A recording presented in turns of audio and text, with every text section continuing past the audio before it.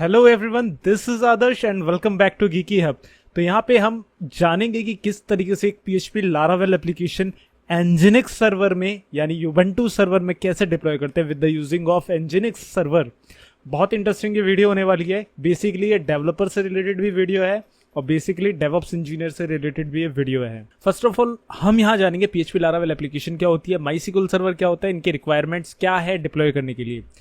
तो Laravel application क्या है? Laravel is a PHP framework for building web application quickly and easily. It uses MVC architecture. MVC architecture जिसे नहीं पता है, खैर आप अगर आप डेवलपर होंगे तो आपको पता होगा, मॉडल व्यू कंट्रोलर से रिलेटेड एक ऐसा आर्किटेक्चर होता है जिसमें हम मॉडल व्यूज और कंट्रोलर बनाते हैं। उसी की मदद से सारे बिजनेस लॉजिक वहाँ चलते हैं और आपकी वेब एप्लीकेशन परफॉर्म होती है। तो पीएचपी एक स्क्रिप्टिंग लैंग्वेज है जिसकी मदद से यहाँ पे एक लारावेल एक बहुत अच्छा फ्रेमवर्क बनाया गया है जिसकी मदद से आप बहुत ही अच्छे डायनेमिक वेब एप्लीकेशंस बना सकते हो, फुल स्टैक वेब एप्लीकेशंस बना सकते हो आप। तो अब यहाँ पे आपने फुल स्टैक वेब एप्लीकेशन बना लिया, ठीक है। तो अब आप उसे डिप्लॉय करोगे। डिप्लॉय कैसे करोगे वो आप इस वीडियो में जानोगे। साथ ही साथ डेटाबेस तो कनेक्ट होगा, क्योंकि अगर आपकी फुल स्टैक वेब एप्लीकेशन है तो उसमें डेटा आएगा तो उसका डेटाबेस होगा वो ऑफकोर्स माईसीक्वल पे होगा। माईसीक्वल पे होगा तो उसका भी सर्वर होगा, माईसीक्वल सर्वर। तो दोनों यानी आपका पीएचपी का लारावेल एप्लीकेशन और माईसीक्वल में उसका डेटाबेस कैसे आप एक एनजिनिक्स सर्वर में एस्टेब्लिश करते हो, पूरा वीडियो में पूरा ब्रेक डाउन कर दूंगा, बहुत ही आसानी से समझा दूंगा। तो ये पूरा परफॉर्म और डिप्लॉय करने के लिए हमें कुछ चीज़ों की जरूरत पड़ेगी, जैसे PHP, nginx web server, MySQL का server, unzip, curl, get, PHP 8.2 FPM. PHP 8.2 FPM क्या है? 8.2 हमारा PHP वर्जन है। आप इसे 8.3 भी ले सकते हो, 8.1 भी ले सकते हो, as per your need, as per your project type की वो कौन सा वर्जन सपोर्ट करता है। FPM होता है आपका फास्ट CGI प्रोसेस मैनेजर, जो कि आपकी PHP एप्लीकेशन को रेंडर करता है और एक तरीके से प्रोसेस करता है। तो आप सर्वर में अगर आप नोड की एप्लीकेशन भी डाल रहे हो तो वहाँ पे भी आपको प्रोसेस मैनेजर यूज़ करना पड़ता है। तो यहाँ पे भी हम PHP का प्रोसेस मैनेजर यूज़ करेंगे और कुछ PHP के कॉमन पैकेजेस जैसे कर्ल, जिप, एक्सएमएल, ये सारे। तो जितनी भी मैं यहाँ पे आपको कमांड्स लिखूंगा, कमांड यूज़ करूंगा, सब आपको डिस्क्रिप्शन पे भी दे दूंगा। तो आप नीचे जरूर से चेक करना और वीडियो के लास्ट में भी आपको दिखा दूंगा। तो अभी जो भी कमांड्स यूज़ कर रहा हूँ मैं, आप देखिए, नोट करिए। अगर नोट नहीं कर रहे तो नीचे डिस्क्रिप्शन से कॉपी कर लीजिएगा। तो यहाँ मैं अपने डेस्कटॉप स्क्रीन पे हूँ। मैंने यहाँ पे अपना एक एप्लीकेशन रन कर रखा है, PHP का है। देखो मैं इसे ओपन करके दिखा देता हूँ, डैशबोर्ड। तो यहाँ पे मेरा आदर्श, तोमर, कुणाल, राहुल, रोहित करके 4 यूज़र आ रहे हैं, ठीक है। मैं लॉग आउट कर देता हूँ और यहाँ पे भी आप देखो आदर्श, तोमर, कुणाल, राहुल, रोहित करके यूज़र है। तो ये मेरा जो टेस्टिंग डेटाबेस है वो इस एप्लीकेशन का ही डेटाबेस है। मैं एक काम करता हूँ, एक नया यूज़र रजिस्टर कर लेता हूँ जिसका नाम रखूँगा मैं यहाँ पे सौरभ, और saurav@gmail.com। Password 12345678, password 12345678। रजिस्टर करता हूँ। यहाँ पे मेरा सौरभ नाम का यूज़र बन गया। देखो स्क्रॉल करूँगा तो सौरभ नाम का भी यूज़र आ गया। कौन सी डेट को बनाया? जुलाई 12, 2025। मैं यहाँ पे जाता हूँ, रिफ्रेश करता हूँ तो यहाँ पे भी देखो सौरभ की एंट्री आ चुकी है, यानी मेरे डेटाबेस पे भी अपडेट हो चुका है। तो ये एप्लीकेशन और ये दोनों कनेक्टेड है, यानी डेटाबेस से कनेक्शन हो रखा है। मतलब मेरी एक पूरी फुल स्टैक एप्लीकेशन है जिसमें डेटाबेस भी यूज़ हो रहा है। मैंने ये जो एप्लीकेशन है ये मैंने अपने गेटअप पे भी डाल रखी है।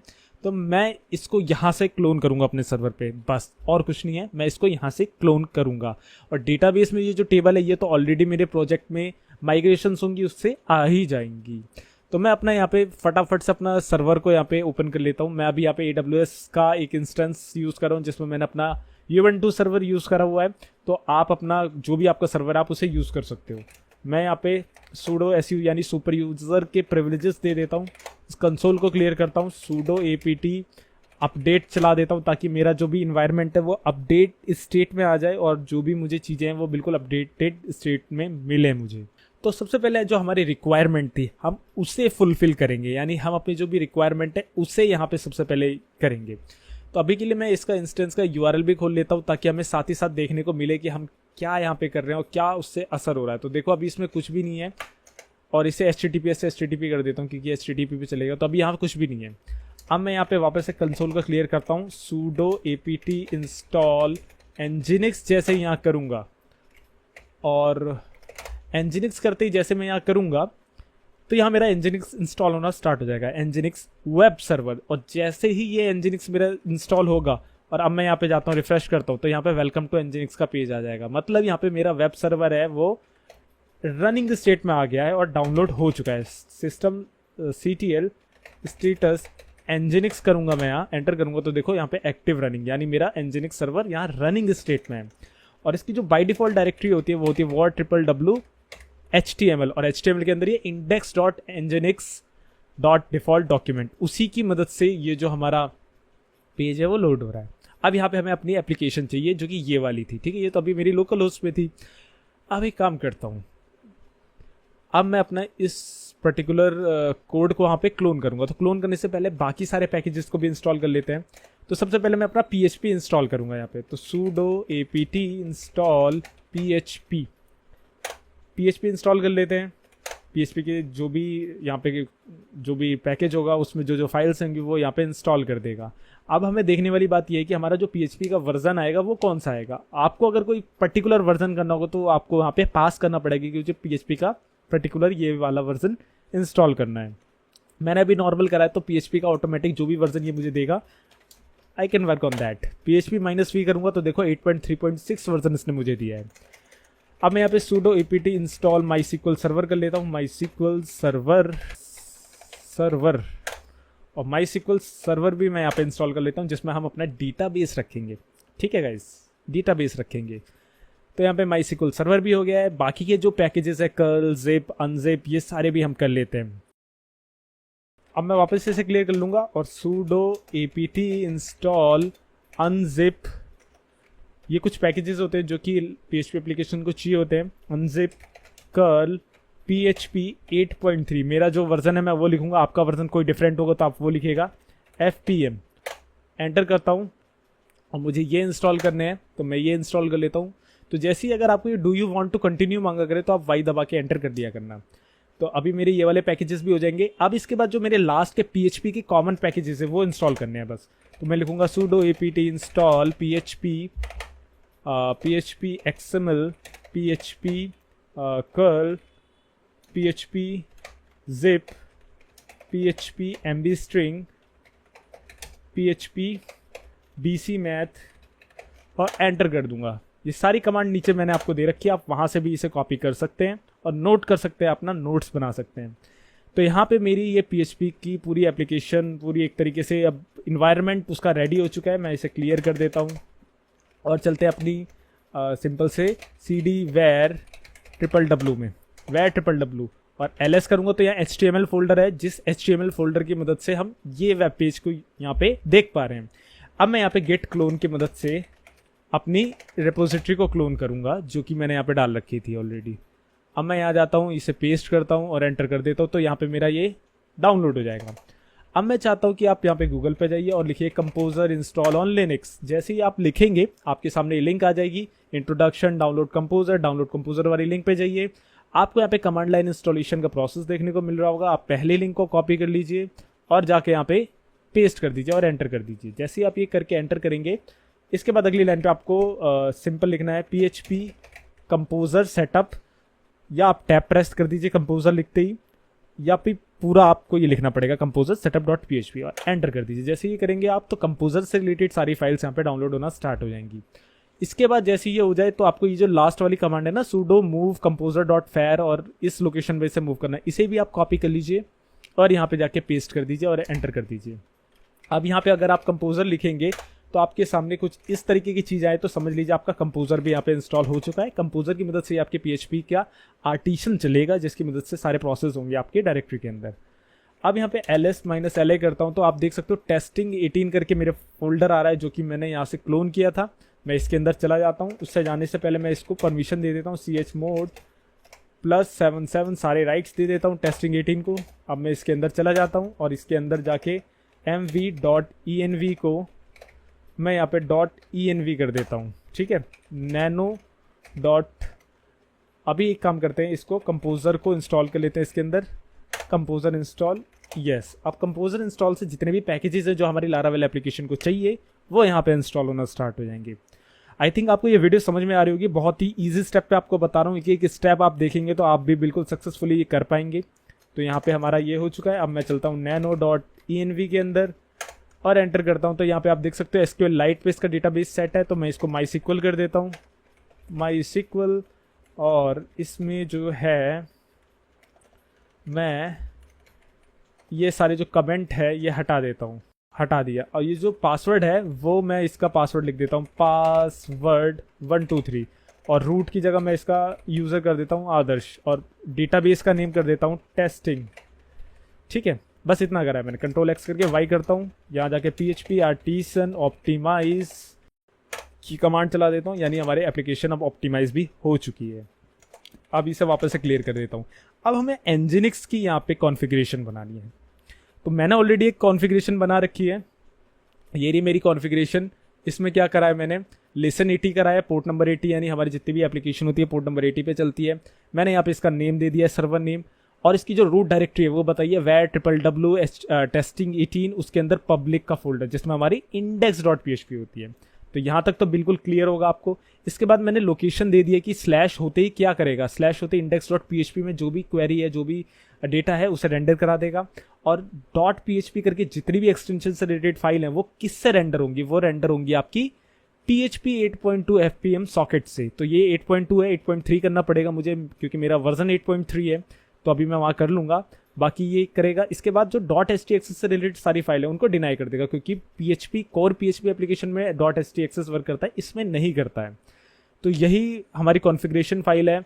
मैं एक काम करता हूँ, इसी को यहाँ से 8.3 कर लेता हूँ और कॉपी कर लेता हूँ। ठीक है, कॉपी कर लिया मैंने।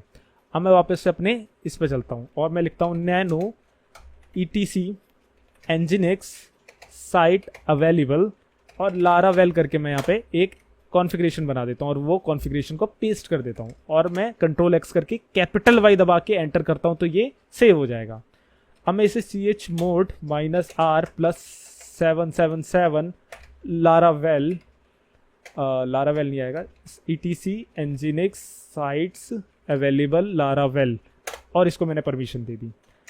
rm करके यहाँ पे मैं जैसे डी लिखूँगा, डी नहीं लिखूँगा, etc nginx sites available default, मतलब rm यानी रिमूव क्या कर रहा हूँ, etc nginx साइट अवेलेबल के अंदर डिफ़ॉल्ट को एंटर कर दूंगा। सेम दोबारा से मुझे ये कमांड चलानी है, लेकिन साइट्स अवेलेबल के अंदर नहीं, इनेबल्ड के अंदर डिफ़ॉल्ट एंटर करूंगा।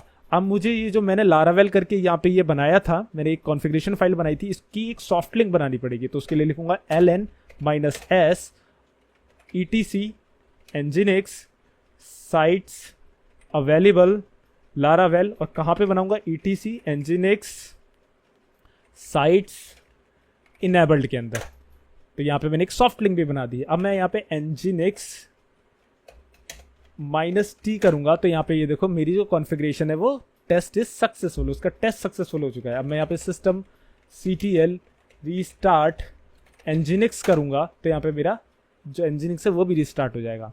अब मैं इस पेज पे जाके रिफ्रेश करता हूँ तो यहाँ पे आप देख सकते हो मेरी जो एप्लीकेशन है, जो लारावेल एप्लीकेशन है, उसका एक एरर पेज आ गया है। मतलब हमारी जो लारावेल एप्लीकेशन है वो चल चुकी है, लेकिन एरर पेज है क्योंकि यहाँ पे कोई भी की इंक्रिप्शन की नहीं है। तो इंक्रिप्शन की के लिए मैं यहाँ पे लिखता हूँ PHP आर्टिसन की जनरेट और एंटर कर देता हूँ। यहाँ पे मेरी एप्लीकेशन की जनरेट हो चुकी है। रिफ्रेश करूँगा तो आई थिंक अभी कोई प्रॉब्लम हो रही है, आई थिंक ऑप्टिमाइज भी करना पड़ेगा मुझे, मैं देख लेता हूँ। PHP artisan optimise clear, optimise sorry, और अब रिफ्रेश करता हूँ तो यहाँ पे देखो अब मेरा डेटाबेस का एरर आ रहा है।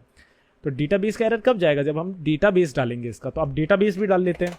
डेटाबेस के लिए मैं चलता हूँ MySQL के अंदर -u, अभी बाय डिफॉल्ट जो हमारा यूजर होता है वो रूट होता है। -p लिखिए, पासवर्ड मांगेगा, पासवर्ड ऑलरेडी कुछ होगा नहीं तो एंटर दबा दीजिए। मैं MySQL के अंदर आ चुका हूँ।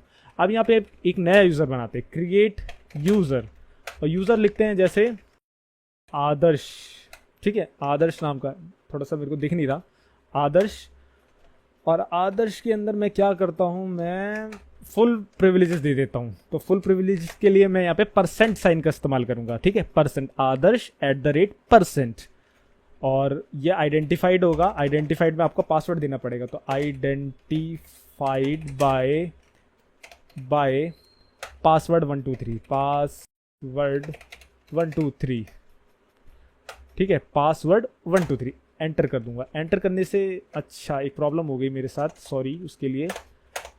प्रॉब्लम क्या हो गई कि मैंने ये जो क्रिएट यूज़र लिखा था इसे मैंने लास्ट में सेमी कॉलन नहीं लगाया, तो मैं वापस से इसे कॉपी पेस्ट करके लास्ट में सेमी कॉलन लगा देता हूँ, एंटर करता हूँ। तो यहाँ पे देखो क्वेरी ओके, 0 लाइन अफेक्टेड। अब जैसे ही ये हो जाए, आपका क्वेरी एक्सेप्ट हो जाए, मतलब आपका एक यूजर बन चुका है, अब आपको इसको प्रिविलेजेस देने। प्रिविलेजेस में क्या है कि आप प्रिविलेज जैसे ही इसे देंगे वैसे ही आपको जो यूजर है वो जितने भी डेटाबेस है उस पर एक्सेस ले लेगा। इसके बाद हमें सिर्फ और सिर्फ एक डेटाबेस बनाना पड़ेगा। तो उसके लिए मैं यहाँ पे लिखूंगा grant all privileges on star.star to आदर्श @% और सेमीकोलन से टर्मिनेट, ओके कर दीजिए। इसके बाद आपको यहाँ पे लिखना है फ्लश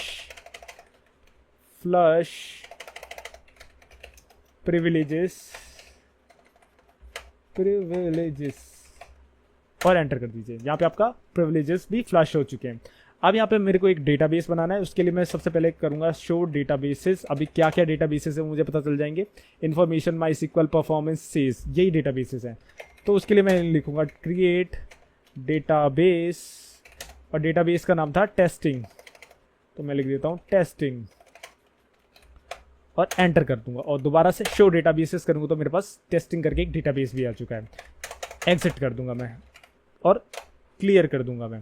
तो यहाँ पे हमारा डेटाबेस भी बन चुका है। तो वापस से एक बार .env के अंदर चलते हैं और यहाँ पे वेरीफाई कर लेते हैं कि हमने क्या क्या दिया था। तो यहाँ पे हमारा टेस्टिंग डेटाबेस था, आदर्श यूजर था, पासवर्ड 123 था, बिल्कुल एग्जैक्टली यही है। अब यहाँ पे एक बार PHP आर्टिसन माइग्रेट करके देख लेते हैं कि ये क्या हमारी जो माइग्रेशन है वो माइग्रेट हो पा रही है कि नहीं हो पा रही। तो अभी ये माइग्रेट नहीं हो पा रही, क्यों नहीं हो पा रही है, let's see. Could not find driver MySQL select exits। तो उसके लिए मुझे क्या करना पड़ेगा, एक पैकेज और डाउनलोड करना पड़ेगा, sudo apt install php। अब मेरा वर्जन 8.3 है तो PHP 8.3 MySQL एंटर करूँगा तो यहाँ पे ये पैकेज भी मेरा इंस्टॉल हो जाएगा।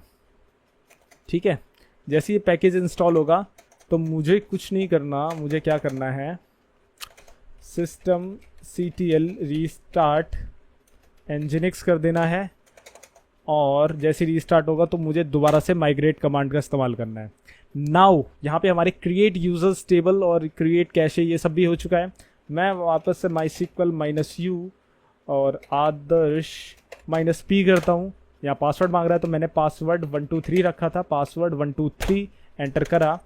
अब मैं यहाँ पे शो डेटाबेसेस करता हूँ तो यहाँ पे टेस्टिंग आ रहा है। अब मैं यहाँ पे करता हूँ यूज टेस्टिंग, तो टेस्ट मेरा डेटाबेस टेस्ट सिलेक्ट हो चुका है। अब मुझे यहाँ पे लिखना है शो टेबल्स। तो यहाँ पे आप देख सकते हो यूजर्स ये सारी टेबल भी मेरे पास यहाँ पे आ चुकी है। जहाँ जाऊँगा रिफ्रेश करूँगा तो मेरी जो लारावेल एप्लीकेशन है पूरी तरीके से डिप्लॉय हो चुकी है। अब मैं यहाँ पे जैसे कि रजिस्टर करता हूँ, तो जैसे मैंने रजिस्टर पर क्लिक किया तो यहाँ पे मेरे सामने रजिस्टर की विंडो आ गई है। मैं एक काम करता हूँ, यहाँ पे अपने नाम का यहाँ पे रजिस्ट्रेशन कर लेता हूँ और पासवर्ड रख देता हूँ, इतना भयंकर नहीं, 1 2 3 4 5 6 7 8 1 2 3 4 5 6 7 8 रजिस्टर करा तो मेरे पास यहाँ पे एक आदर्श नाम का यूज़र आ गया है। ठीक है, वापस से यहाँ पे MySQL और -u आदर्श -p करते हैं, पासवर्ड 1 2 3 आई थिंक गलत हो गया, पासवर्ड 1 2 3। ठीक है, यूज टेस्टिंग करा, शो टेबल्स। ठीक है, शो टेबल्स सिलेक्ट, ये थोड़ी सी SQL क्वेरी है, मैं बस शॉर्ट सी एक SQL क्वेरी लगा रहा हूँ, select star from users, enter करा। तो यहाँ पे आप देख सकते हो आदर्श तोमर आदर्श@gmail.com से बन चुका है, यानी हमारे डेटाबेस में एंट्री आ चुकी है और यहाँ पे भी ये हो चुका है। एक काम करते हैं, एक यूज़र और बना लेते हैं, दोबारा रजिस्टर पे जाते हैं, इस बार बना लेते हैं रोहन करके। रोहन की ईमेल रखेंगे rohan@gmail.com 1 2 3 4 5 6 7 8 1 2 3 4 5 6 7 8 रजिस्टर करा। अब कि यहाँ पे रोहन भी हमारा रजिस्टर हो चुका है। दोबारा से यहाँ पे जाके यही क्वेरी चलाएंगे तो यहाँ पे हमारे पास रोहन की भी एंट्री आ चुकी है। इट मीन्स हमारा MySQL सर्वर भी वर्क कर रहा है, वहाँ पे डेटाबेस भी होस्ट हो चुका है, हमारी एप्लीकेशन जो PHP लारावेल की है वो भी हमारी होस्टेड हो चुकी है और वो भी बिल्कुल परफेक्ट तरीके से यहाँ पे डिस्प्ले हो रही है और everything is working fine. I hope आपको ये वीडियो समझ में आ गई होगी और ज़्यादा कुछ भी रॉकेट साइंस नहीं है यार, दैट्स इट। बहुत ही शॉर्ट एक्सप्लेनेशन में मैंने आपको बताया है कैसे कैसे वर्क करती हैं चीज़ें। जो भी कॉन्फ़िगरेशन थी वो सब सारी कमांड मैं नीचे डिस्क्रिप्शन पे आपको दे दूंगा, जरूर से चेकआउट करना। ये वीडियो थे एनजिनिक्स के ऊपर कि कैसे एक PHP लारावेल एप्लीकेशन एनजिनिक्स के ऊपर इंस्टॉल करते हैं। अगली वीडियो अपाची के ऊपर होगी, अपाची में कैसे करते हैं ये PHP लारावेल एप्लीकेशन। सो इस वीडियो में इतने रखते हैं। बहुत बहुत इंपॉर्टेंट ये वीडियो है क्योंकि डिप्लॉयमेंट बहुत ज़रूरी होता है सर्वर पे, तो कैसे करते हैं ये आई थिंक आपको समझ में आ गया होगा। तो एक बार इन चीज़ों को अपने खुद से अपने तरफ से करने की कोशिश करिएगा। ना हो तो कोई भी क्वेश्चन हो, कुछ भी हो, क्वेरी नीचे कमेंट करिएगा और एक बार ज़रूर से करिएगा, नोट्स ज़रूर बनाते हुए चलिएगा। सो अगले वीडियो में मिलते हैं। टिल देन गुड बाय, जय हिंद एंड टेक केयर।